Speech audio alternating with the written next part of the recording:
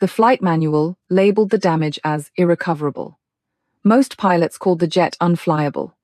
Moments earlier, everyone believed the aircraft was a write-off. But when the base commander pointed to the mechanic and said, "You're up," she didn't flinch.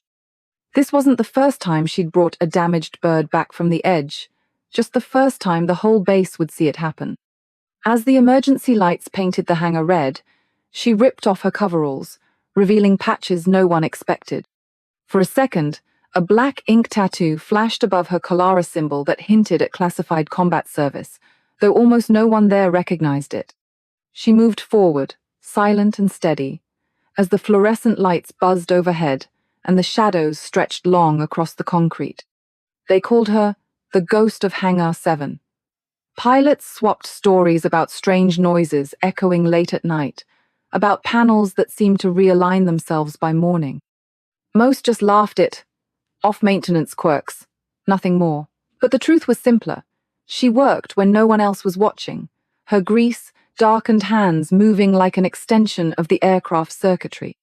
Junior officers once joked she was probably just cleaning joysticks in the sim bay, not realizing she'd already fixed flight control issues before their next training run. Her presence lingered in every corner, quiet, methodical, unremarkable to anyone who didn't know what to look for. She didn't need a checklist to find trouble. Instead, she traced wiring harnesses and stress lines by touch, listening for the faintest tick or vibration out of place. On paper, she was just a civilian contractor, with basic certifications: hydraulics, avionics, standard protocols. The records didn't mention the classified combat hours missing from her file, or the aircraft she'd kept flying in places that never made it into official reports. The gap suited the base just fine. She filled a roster slot, kept the hangar running, and didn't ask for recognition. She approached aircraft differently than anyone else. Where most mechanics followed the manual, she pressed her ear to a cowling, searching for a resonance no diagnostic tool could pick up. She'd run her hand along a wing route, eyes half closed, absorbing the subtle flex that signaled fatigue. Once, a new lieutenant caught her at it and asked why she bothered when computers did the work. She just shrugged. "Birds talk if you know how to listen." He laughed. She didn't. Every jet she touched flew smoother and longer, but no one tallied the exact numbers. The maintenance logs hinted at fewer breakdowns, fewer emergency repairs, test flights that came back with fewer squawks. It was easy to ignore, easy to chalk up to luck or routine. No one bothered to connect the pattern. What looked like routine checks were anything but. She knew where to search for the first sign of a fracture, where a stressed actuator would give way after one more hard landing. Her torque settings on bolts weren't guesswork. They matched what she'd learned from hard landings and emergency repairs, not from any manual. She compensated for fatigue before it became a problem, adjusted controls by fractions that made the difference between a safe flight and a mayday call. Pilots never realized the connection between their uneventful flights and the silent figure moving through the hangar. They didn't know she'd flown similar aircraft with half the systems down, fuel leaking, hydraulics failing, and still landed them safely. Now, her skill lived in the maintenance bay, but every move was shaped by what she'd survived in the air. Her toolbox held more than tools. Beneath the sockets and wrenches sat a battered notebook, pages filled with handwritten figure stress limits she'd proven in the field, not found in any manual. Bulkheads that could take more, actuators that would hold longer, all based on what she'd seen under fire. The numbers were hers alone. When the senior mechanic asked about her extra checks, she just said, "They'll matter when it counts." He shrugged and moved on. She made a final adjustment to flap actuator, tuned just so, the same way she'd once done in a cockpit while smoke filled the cabin. No one needed ghosts in Hangar 7. They needed her. But until someone looked closer, she would remain just another name on the roster, her real story hidden in plain sight, sometimes in a patch, sometimes in a streak of grease, and sometimes in the quick tug of a collar as she reached overhead. Beneath the standard issue collar, the tattoo waited inked high at the base of her neck, always hidden unless she reached for something overhead or let her hair slip loose. The design was precise. A stylized raven with folded wings, its form fractured mid-span, binary code woven subtly along the edge. No bright colors, no dramatic flourishes, just sharp black lines, every angle deliberate. The placement was intentional, tucked where only those who knew what to look for would ever see it. Few recognized it. Those who did knew she'd flown missions never on the books. Only 2 old-school vets, and the commander knew its meaning, but all kept silent. To most, it was just an odd bit of ink, maybe a relic from another life. The ground crew sometimes caught a glimpse during hot refuels or when she shrugged off her coveralls in the summer heat. The younger techs traded Gesessa biker emblem, an old squadron logo, maybe a dare from a wild night out. No one pressed for details. The ones who might have understood kept their distance, recognizing the weight behind the symbol. The tattoo's fractured wings weren't just art. Each break in the pattern mapped to a stress point on an airframe, places she'd patched under fire, where metal had nearly torn free. The binary code, nearly invisible at a glance, marked classified systems she'd coaxed back to life in the field. Every detail was a record. A fuel line clamped with scavenged wire, a control surface stabilized with nothing but hope, and a cargo strap. The Raven itself, wings folded tight, was a nod to covert flights and the silence that followed every landing. She got the ink after the 5th aircraft she'd brought home against the odds. The artist, a quiet man with the steady hands of someone who'd seen too much, didn't ask for a story. He just nodded, checked the sketch, and asked which side she wanted it on. Each time she survived another impossible recovery, a subtle addition appeared, an extra feather, a shift in the wing's arc, a fresh line of code. Only she and the artist tracked the changes. Pilots displayed their records openly, patches, medals, painted kill marks. Her story lived in the skin beneath her collar, invisible unless you knew which questions to ask. It wasn't about pride or recognition. It was a private reminder. Every time she caught sight of it in a mirror, it whispered, "You've done what others said couldn't be done." When the base commander finally saw the tattoo in full during the chaos of an emergency scramble, he didn't hesitate. He recognized the Raven, the code, the unfinished edge that meant there was always another mission ahead. He didn't ask about her file. He just handed her the helmet. That moment changed something. The tattoo, unseen by most but unmistakable to the right eyes, shifted how the chain of command viewed her. The next time someone questioned what she could do, it wouldn't be a symbol that answered for her. It would be what happened when she finally took the controls. Inside the simulator bay, the low whir of cooling fans mixed with the chatter of pilots gathered for their afternoon slot. This time, though, the attention shifted. Someone called her over half challenge, half joke. "Let's see what the mechanic can do in the hot seat." She didn't respond, just slipped into the pilot's chair, checked the harness, and reset the controls with practiced hands. The screen cycled through scenario options. She ignored the routine failures, scrolling instead to the advanced combat sim, an Apache helicopter, 5 hostile targets, 2 minutes, and every critical system flagged for possible malfunction. The instructors exchanged glances. This was the scenario that ended most runs early, with engines flaming out or hydraulics locking mid-turn. Pilots usually bailed out before the halfway mark.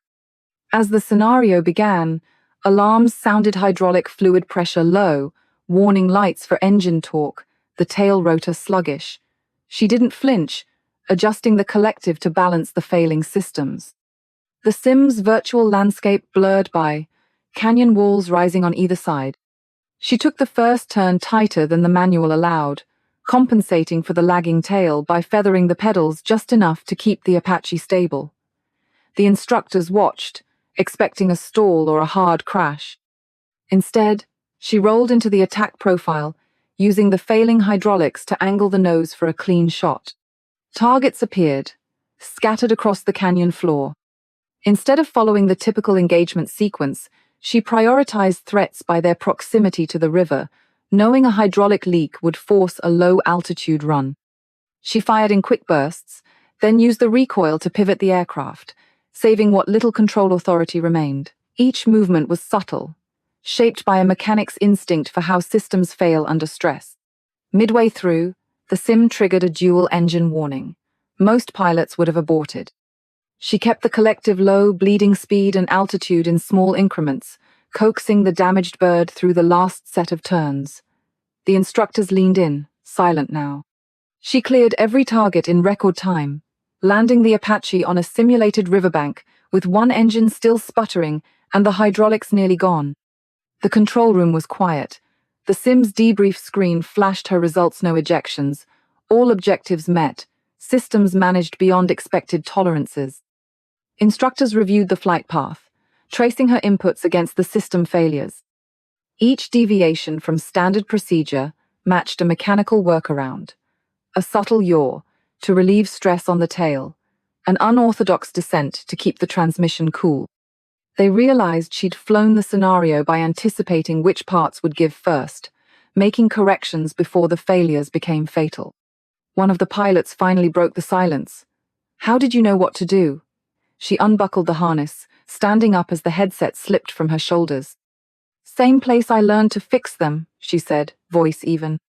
As she stepped away from the console, her collar shifted, and for a moment the tattoo at the base of her neck caught the overhead light.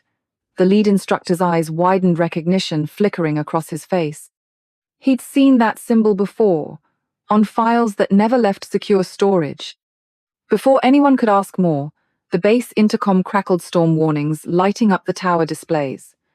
The tension in the room shifted, everyone glancing toward the window as thunder rumbled in the distance. On the day the manuals failed, the emergency started with a single clipped transmission, a training run gone wrong, an Apache helicopter hit by a misfired missile.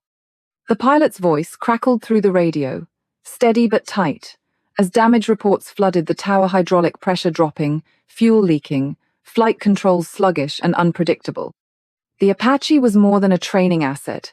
It carried sensitive prototype systems that couldn't risk falling into the wrong hands. Losing the aircraft wasn't just about hardware, it was about secrets. The official response was immediate. The emergency checklist called for ejection, save the pilot, abandon the helicopter.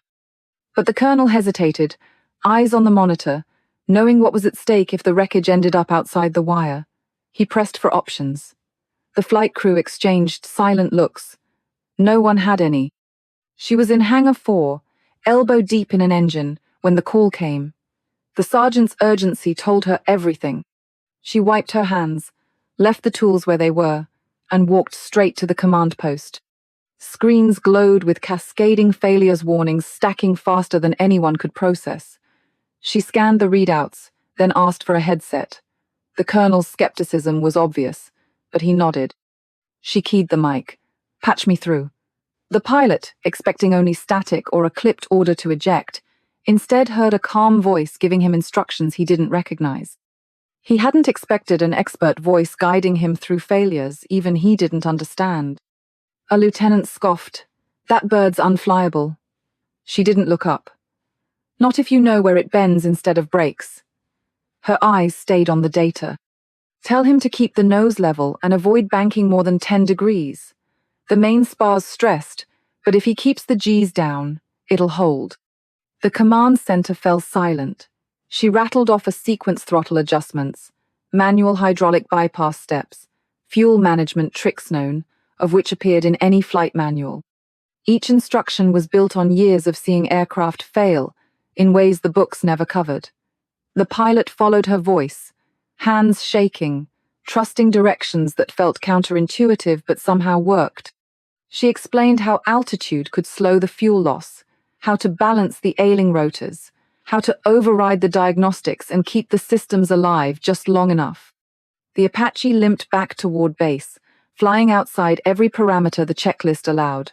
The approach was all wrong: too slow, nose high, warning lights everywhere. She told him exactly when to drop the gear, when to ignore the alarms, how to land so the damaged strut would lock at the last second. The helicopter hit the tarmac hard, skidding but upright, coming to a stop just short of the perimeter fence. In the debrief, engineers traced her instructions against the damage. Every unconventional command matched a hidden tolerance or a workaround only someone who'd rebuilt these machines by hand would know. The colonel asked where she'd learned it. She just said, You find out what breaks and what bends when you're the one putting them back together. Later, the colonel quietly updated the emergency protocols. A new line appeared in the ejection checklist.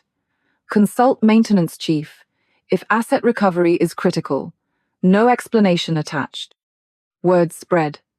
Pilots started leaving coffee at her bench, not out of friendliness, but out of respect for someone who could see possibility, where the manuals saw only failure. The next morning, she stepped out onto the tarmac, the sky just starting to lighten, ready to face whatever came next. She crossed the tarmac alone, the morning sun catching the edge of her collar as she moved toward the hangar. Her pace was steady, unhurried, a quiet contrast to the swaggering strides of the pilots who usually drew all the attention. Their walk was a performance shoulders back, heads high, boots hitting the concrete in a practiced rhythm. Hers was different. There was no need to announce herself. She felt every eye on her, but her focus never wavered. The ground crew watched from the sidelines, their usual banter fading as she passed. She didn't follow the painted center line or pause for effect. Instead, she let her hand brush the Apache's fuselage, fingers tracing the panel seams as if checking for a pulse. The metal was cool, still holding the memory of the night's work. She didn't need to look up or circle the aircraft. Every detail was already catalogued, each rivet, each weld, each slight imperfection in the skin. There was nothing ceremonial about it. It was habit, muscle memory, the way she'd always done it. Near the boarding ladder, the crew chief caught a glimpse of the tattoo at her neck, the fractured wing, black ink split, mid-span, binary code woven along the trailing edge. The sun hit it just right, making the lines stand out against her skin. He stopped mid-step, recognition flickering in his eyes. He'd seen plenty of squadron patches and pilots' medals, but nothing like that. The rest of the crew pretended not to notice, but something in their posture shifted. Respect, edged with curiosity. She shrugged into the flight suit, the fabric hanging loose from long nights spent working rather than flying. The collar pulled back as she zipped it up, exposing just enough of the ink for anyone paying attention. No one spoke. Her presence was enough. The pilots' ritual-stapping instruments, running through checklists out loud, exchanging clipped jokes were absent here. She moved with a kind of certainty that didn't require an audience. Her pre-flight was silent. She ran her hand along the airframe, listening for the subtle vibration that meant a bearing was settling in. She didn't need to double-check the diagnostics or tap the gauges for luck. She'd already caught a faulty sensor last week, fixed it without a word, and left the paperwork for others to find. The crew chief started to offer a last-minute reminder, then thought better of it. She'd done more for this aircraft than anyone else on the line. When she climbed the ladder and settled into the cockpit, there was no hesitation. The harness clicked closed, familiar and unremarkable. The ground crew drifted back to their posts, but their eyes lingered on her as she adjusted the seat and checked the controls. She didn't bother with the usual gestures, no thumbs up, no dramatic pause for effect. Just a quiet readiness. The radio check was quick, her voice even. Ready for startup. The tower controller's response crackled in her headset, all business. She rested her hand on the throttle, fingers relaxed. The aircraft felt different under her touch, responsive, waiting. She listened for the change in vibration as the engines spooled up, trusting her senses over the dials. As she taxied away, the pilots inside the ready room watched through the glass, expecting a textbook maneuver. Instead, she let the aircraft roll forward in a way that looked almost careless, but every adjustment was intentional, compensating for weaknesses only she could sense. The Apache responded, not perfectly, but predictably, as if it understood who was at the controls. She caught her reflection for a moment in the hangar dorsal fleeting image, grease-stained coveralls traded for a flight suit, the fractured wing tattoo visible in the morning light. Then the image vanished, swallowed by the shimmer of exhaust and the low hum of the rotors. The ground crew moved a little slower, more deliberate, as if suddenly aware they weren't just tending to a machine but something with a story of its own. She guided the aircraft toward the runway, every movement deliberate, every sense tuned to the subtle feedback of metal and hydraulics. The tower cleared her forward. The Apache rolled into position, waiting for the signal. She eased the Apache's collective up, the rotors thumping unevenly at first, every vibration echoing the aircraft's long record of hard landings and late-night repairs. The tower crew watched, silent, as the helicopter began its roll. There was no textbook confidence in the way she lifted off, just a careful, measured touch, every input shaped by a memory of what this machine had survived. The checklist said the aircraft wasn't ready. She didn't need a checklist. Most pilots would have given up before even starting the engines.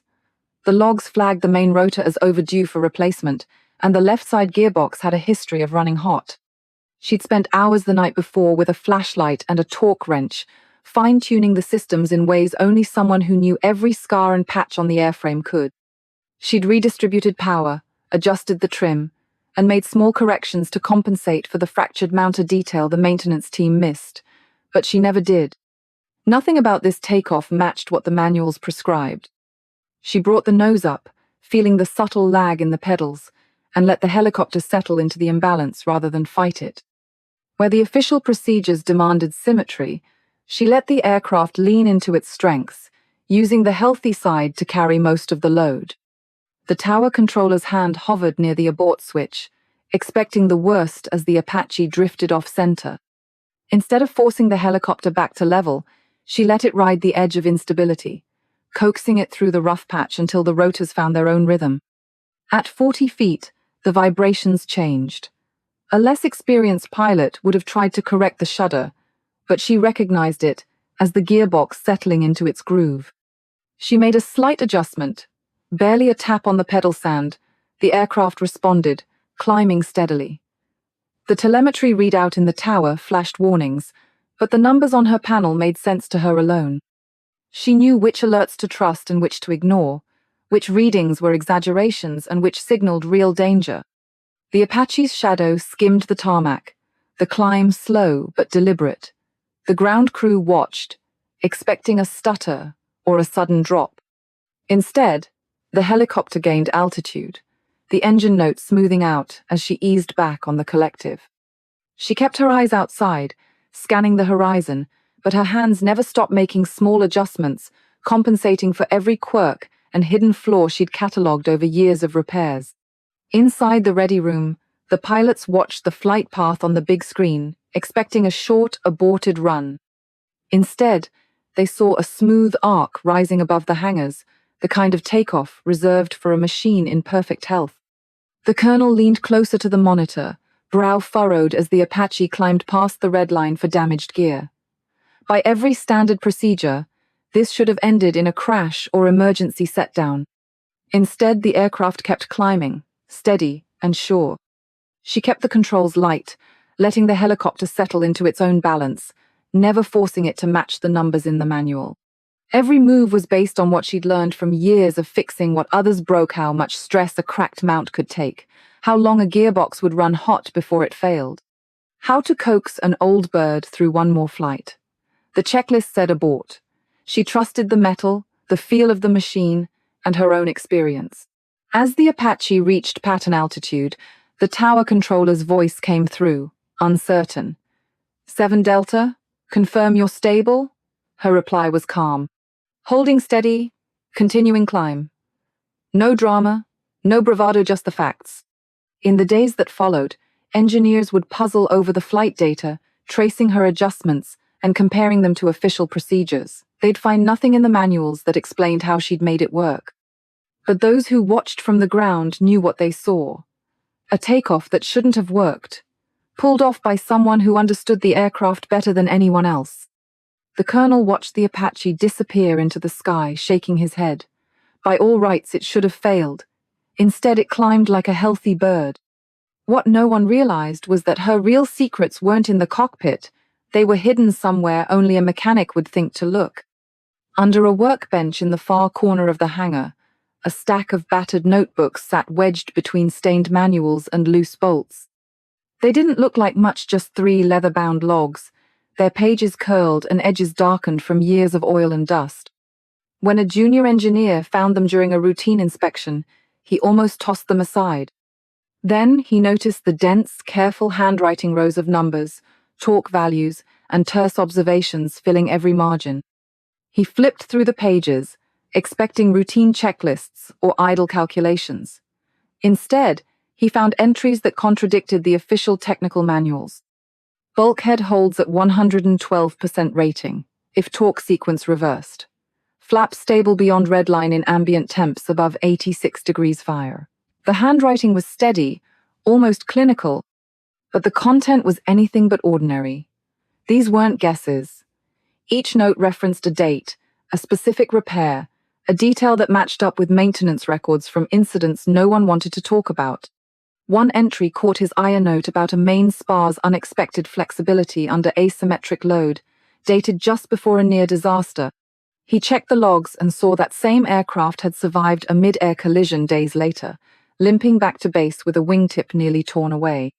The realization hit. The notebook had predicted the failure and suggested the fix before it ever happened. Engineers started cross-referencing her logs with incident reports. The pattern was impossible to ignore. Time after time, her notes described a structural quirk or a hidden tolerance, and then, weeks or months later, an aircraft would survive a situation the manuals said should have ended badly. A note about landing gear struts tolerating higher loads appeared before a series of rough landings where the gear held. An observation about fuel line routing matched the workaround that saved a training jet during a hydraulic failure. They tested her numbers in the lab. When they pressure tested a condemned bulkhead at the rating she'd written, 112%, the metal flexed but didn't fail. Loaded by the manual, the same part broke at a lower threshold. Her alternate torque sequence distributed stress in ways the designers hadn't anticipated. Each validation chipped away at the skepticism until the engineering team stopped doubting and started searching for more. Her logs didn't just record what happened, they anticipated it.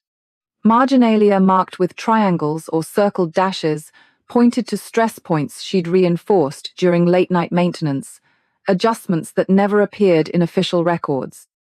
The logs documented composite skin repairs, control surface rebalancing, and vibration harmonics show certain engine tones signaled trouble long before any sensor could catch it. These weren't theoretical exercises. They were field-tested truths, written by someone who'd rebuilt the same parts again and again, learning what the metal could take. The maintenance chief eventually asked her why she kept these records off the books. She didn't offer much. They'd have to rewrite every manual, she said, wiping her hands on a rag. Easier to fix what's in front of me. Eventually, the base commander ordered the logs digitized. Engineers spent weeks building a database, cross-referencing her observations with years of incident reports. The correlation rate was higher than anyone expected. New bulletins started circulating with the header, "Field Verified Tolerances." No one needed to ask who'd written them. The notebooks stayed on her bench, pages filling with new figures and terse notes. The last entry anyone saw was brief. Left aileron actuator redline is 20% low in cold weather. Fixed it. The date matched the morning of her final flight. For those who understood what they'd found, the lesson was clear. Her notes weren't speculation. They were the lived record of a mechanic who listened to the machine, saw what others missed, and wrote down what the manuals couldn't teach. The next time a vibration ran through the cockpit, one of the engineers would remember, sometimes, the answer was already in the margins. In the cockpit, she kept her eyes on the horizon as the aircraft shuddered through turbulence. There was no visible hesitation as she reached for the throttle, pulling it back to a setting that felt right, not the number listed in the flight plan, but the point where the vibration in the controls shifted from harsh to steady. The co-pilot watched the gauges flicker, uncertain. He saw the dials. She felt the jet settle beneath her hands. She didn't need to check the instruments to sense the change. Years of listening to aircraft under stress had taught her the subtle cues that meant the difference between a safe flight and a structural failure. Metal, when pushed past its limits, sang in harmonics that most never noticed. She tuned the throttle to cancel destructive vibrations the manuals never mentioned, finding the balance point where the frame could hold together a little longer. "Sweet spot moves when the frame's compromised," she said quietly, adjusting the rudder trim by just enough to smooth the ride. The co-pilot looked over, unsure if she was talking to him or the machine. He'd flown with others who trusted the checklist, but he'd never seen anyone fly by instinct this way, making corrections before the systems registered a problem. She listened for the deeper tones, the ones that traveled through the seat and the stick, not just through the air. When the frequency shifted, she made a small change to the power setting, feeling the aircraft respond.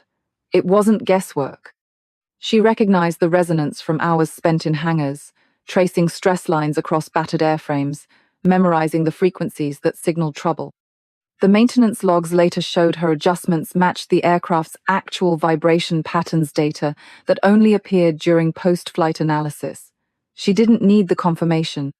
Her notes already mapped out how each model behaved under stress, which harmonics to avoid, and when to trust the machine's voice over the instruments. As the flight continued, she made minor corrections thrust here, a touch more on the right side to keep the damaged wing level, a slight change in descent rate as the structure flexed under load. Standard procedures would have forbidden these inputs, but she knew the limits better than anyone else. She'd spent years rebuilding these systems, and every sound, every tremor told her what the aircraft needed. The co-pilot asked once, quietly, how she knew what to do. She answered without looking away from her instruments. It's not just hearing, it's familiar. The aircraft's voice was as distinct to her as a friend's. After landing, the engineers found her adjustments had prevented a failure that would have gone unnoticed by the diagnostics. Her charts, hand-drawn and annotated with frequencies and stress points, started showing up in ready rooms. Some pilots tried to replicate her methods, but none could match her results. They could see the numbers, but they couldn't hear what she heard. She left no explanations on the workbench, only grease pencil marks and a few lines in her logbook. The aircraft, for now, was safe. But as she walked away from the hangar that evening, the question lingered in every mind that watched her work. What other secrets was the aircraft whispering only she could hear? On final approach, the tower's voice cut through the headset, warning her that the landing speed was too high. She held her line, eyes fixed on the runway. The airspeed indicator hovered well above the recommended limit, but she didn't ease off. The co-pilot's hand hovered over the emergency lever, knuckles pale, but she kept her focus on the gear warning, light waiting for it to blink at the exact moment she expected. At 100 feet, the left gear light flashed. She'd predicted it. The damaged strut needed more hydraulic pressure to lock than the manual allowed, and the extra speed gave the system just enough force to snap it into place. The tower repeated their warning. She ignored it, flaring the nose with a controlled precision that came from years of hands-on work, not from following a checklist. The wheels hit the runway right side first, then the left. The impact sent a jolt through the airframe. For a moment, everyone thought it would collapse, then it rolled out straight. The gear held, absorbing the shock in the exact order she'd designed when she rebuilt it last month. Each adjustment she'd made reinforced braces. Slightly stiffer damper showed its value now. The maintenance logs bore her initials after every overhaul. This wasn't luck, it was preparation. Engineers replayed the landing later, frame by frame. The high speed, which looked reckless, actually stabilized the aircraft. Her touchdown lined up perfectly with the section of reinforced concrete she'd requested for repaving months before. Even the roughness of the landing matched the new dampening curve she'd built into the gear, distributing the force along paths she'd strengthened by hand. After shutdown, the ground crew found fresh tool marks on the left gear's torque links. She'd reworked the geometry by fractions of an inch, compensating for fatigue no diagnostic could catch. The official record called it routine. Her notebook had a single line: adjusted gear geometry for high-speed touchdown, will hold. The crew chief noticed hydraulic fluid pooling under the left wheel well. She'd already packed replacement seals in the maintenance cart before takeoff, knowing they'd leak after a hard landing. The spares were waiting, right where they'd be needed. Debrief officers reviewed her approach, searching for the logic behind her choices. None could explain how she'd known the exact sequence to keep the gear from failing. Only when someone compared her logbooks to the aircraft's long repair history did the pattern emerge, every modification tied to a previous close call she'd quietly fixed before it became a disaster. The landing wasn't reckless. It was rehearsed. She'd practiced it not in a simulator, but over years of repairing the same flaws between sorties. What looked like breaking the rules was really the result of understanding the rules didn't always fit a machine rebuilt this many times. Afterward, the flight line crew started checking not just the maintenance logs, but the margins of her notebooks. The answers weren't in the manuals. They were in the handwritten notes, the small observations scribbled beside official diagrams. Pilots stopped dismissing her methods as mechanic logic. They started leaving coffee at her bench. Not as a favor, but as payment for lessons the flight manuals never covered. The aircraft was back in the air within 2 days, faster than anyone expected. No one asked how she managed it. They just saw her notes on which systems could wait and found fresh marks on the gear where she'd realigned it, not to factory specs, but to hers. What looked like improvisation was really the product of meticulous preparation, every step grounded in her deep knowledge of the aircraft's quirks and history. In the end, the manuals described a different machine. She landed the one she'd built with her own hands. When she stepped into the debriefing room, the staff waited for explanations. They had their notes ready, expecting her to justify every deviation from protocol. Inside the debriefing room, the air felt heavier than usual. The staff sat in a half-circle, their faces carefully neutral, eyes flicking from her to the battered notebook she set on the table. She didn't offer explanations or apologies.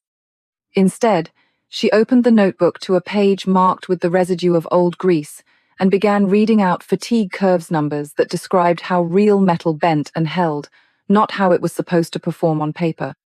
She traced a finger along a line of calculations, pausing at a margin note that referenced the unreported bulkhead fracture discovered in Hangar 3. The engineers exchanged glances. That flaw hadn't made it into any official report yet. Only a handful of people knew it existed, and she was one of them. Her voice stayed even, outlining how the fracture altered the load path, how she'd adjusted her landing to account for it. Her numbers didn't match the manuals, but they matched the outcome. The aircraft was still in one piece. The colonel leaned forward, studying the hand-drawn graph she'd sketched beside the fatigue data. "You listen to metal longer than you read manuals," he said quietly. The sentence landed with more weight than any reprimand or commendation. Around the table, the officers fell silent, the usual back and forth replaced by something closer to respect. She didn't try to justify her methods.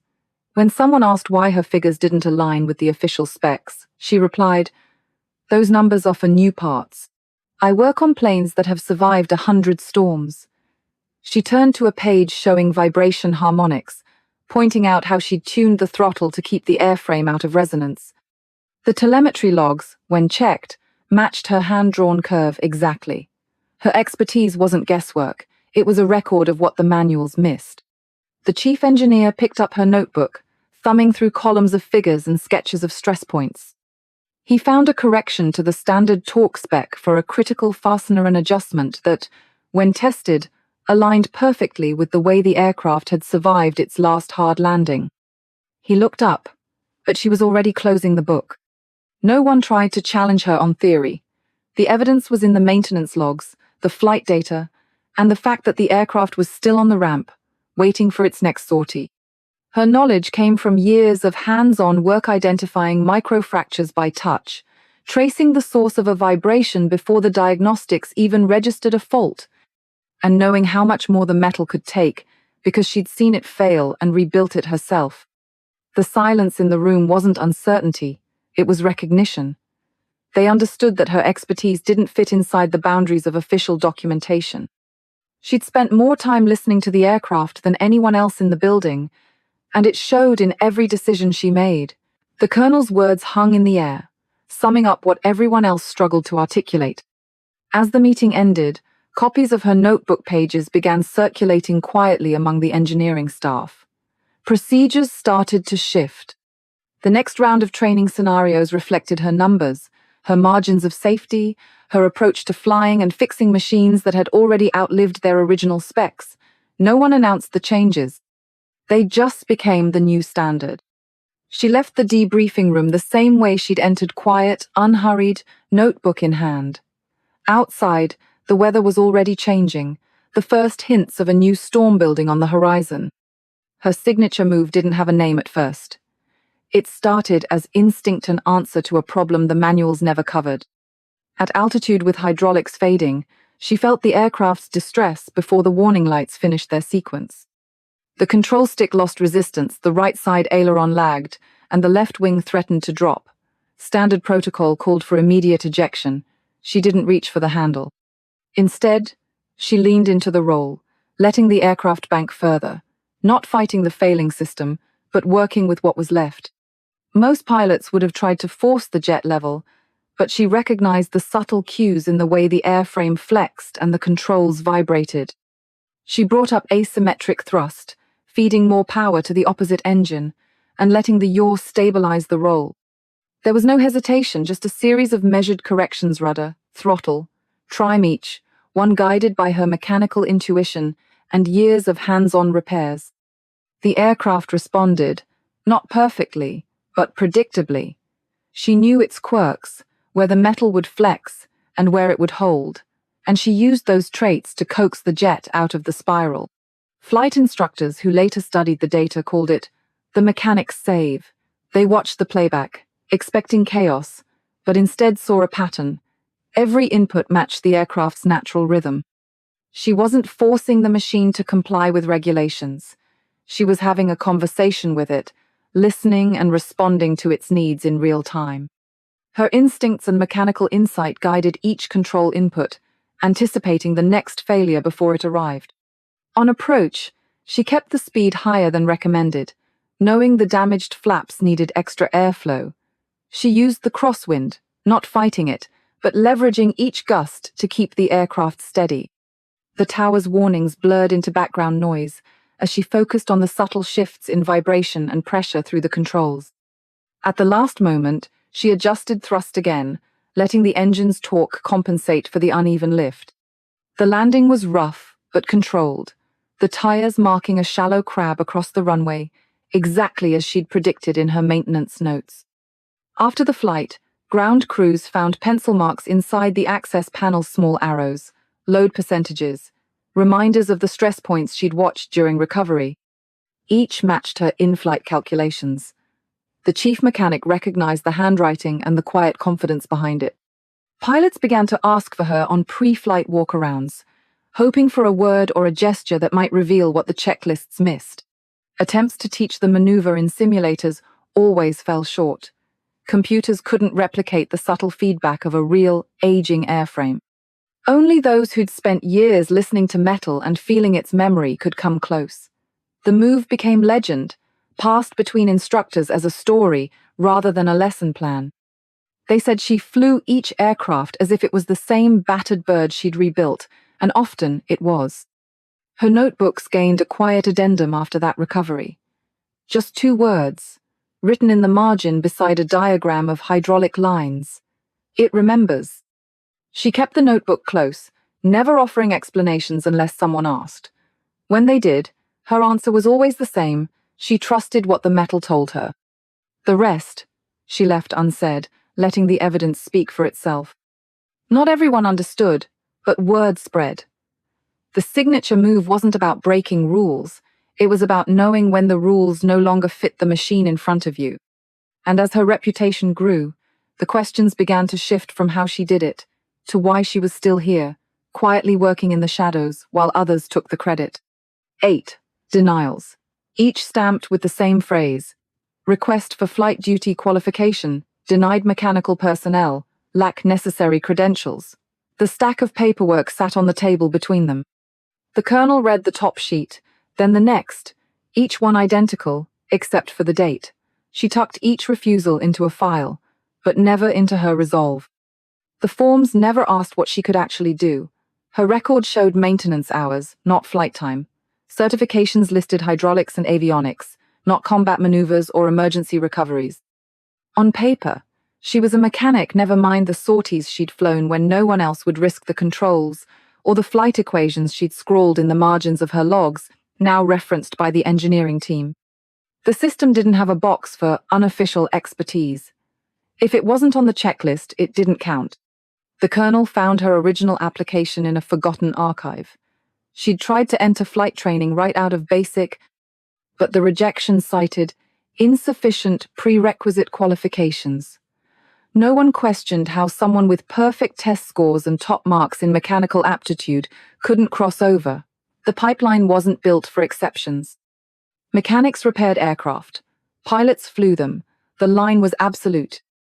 When she submitted waivers, citing her experience under fire, they disappeared into a bureaucratic loop. One personnel officer said quietly, "There's no process for this." Her maintenance badges ended the conversation before it even started. She learned not to expect the forms to change. She found her own ways to keep sharp. Simulator sessions logged as systems familiarization. Overnight shifts recalibrating flight controls by touch. Emergency procedures rewritten in her own notebooks. She stayed close to the aircraft, close enough to know their quirks better than the pilots ever would. Official recognition never came. The forms had no place for what she'd learned the hard way. Her performance reviews all said the same thing. Exceptional technical ability, always followed by recommended for advanced mechanical training. No one ever wrote her name on a flight school endorsement. No one considered that a mechanic might belong in the cockpit. She watched the pattern in newer rejections. The language never changed. Her combat ribbons earned fixing aircraft under fire meant nothing to the selection board. Her perfect vision and reflexes went unnoticed. The forms assumed those skills could never overlap. The maintenance logs told a different story. Every aircraft she touched flew longer, with fewer failures. Pilots wrote up reports about certain birds flying better than they should. No one traced the pattern back to her. Mechanics didn't get credit for performance in the air. Her first transfer request came before half the squadron had even earned their wings. By the time she stopped applying, the bureaucracy had trained her to keep her head down. She stayed hidden because the system left her no other choice. It took a crisis to force the change. When her skills finally came to light, the base rewrote its policy. Cross-training was now possible. Mechanics could test for flight status. New forms included a clause for demonstrated competency. Her struggle didn't open doors for herself, but it did for the next in line. Her old supervisor admitted he'd always suspected. She tuned engines like someone who'd flown through failures. She mimicked stick movements unconsciously, fingers tapping out corrections as she watched takeoffs from the hangar door. The signs were always there, but the system never looked for them. The real loss wasn't just hers. It was all the skill buried under paperwork, all the talent the system never thought to recognize. It took an emergency to show that ability and experience could matter more than credentials. Younger mechanics sometimes asked her why she didn't fight harder for a place in the cockpit. She'd show them the stack of denials, then hand over her notebooks. "Paperwork always wins," she'd say. Until it doesn't. The policy changed, and new transfer requests started arriving. Not for her. She was already moving on. But for others, those who'd been waiting, quietly, for someone to prove it could be done. The folders began to pile up, each one a record of skill that didn't fit the old categories. The system would take time to adjust. It always did. Her old coveralls still hung in Hangar 7, grease stains mapping years of work no one saw. New techs studied them, tracing the wear on the left sleeve, where her hand had always rested right where the flight controls would be. The signs had always been there. Someone just had to look. When the new orders arrived, she didn't waste time looking back. She moved forward, ready for whatever came next. The new flight suit arrived, sealed and stiff, its orange fabric almost out of place amid the usual haze of oil and jet fuel. She cut it open with her pocket knife, shrugged it on, and ran her thumb over the thread of her name stitched above the pocket. The suit fit well enough, but it was the name that mattered, finally visible, finally official. She grabbed her wrench out of habit, the tool's weight grounding her more than the new uniform ever could. She ran her own checks overnight. Today's pre-flight was a formality. Landing gear sensors, fuel flow, vibration in the left aileron, each issue already fixed before most of the crew arrived. The checklist was just a box to tick. The ground team watched her move through it, silent, their usual chatter replaced by something quieter. As she passed, a mechanic near the wing said under his breath, I wouldn't want to fly anything but her repairs. The line carried down the row, a ripple of respect that didn't need ceremony. No longer hidden in coveralls, she finally had wings that bore her name. The shift on the tarmac was subtle but unmistakable. The ground crews didn't line up by rank or protocol. They formed a loose line along the taxiway, hands in pockets or wiping tools clean, each one pausing to watch her walk out. The morning sun caught the edge of her flight suit as she climbed the ladder, the fabric new but the motions practiced. She didn't do a ceremonial walk-around, she'd already checked every seam, every panel, hours before. In the cockpit, startup was smooth. She moved through the sequence with the same calm she brought to every repair job. No wasted movement, no hesitation.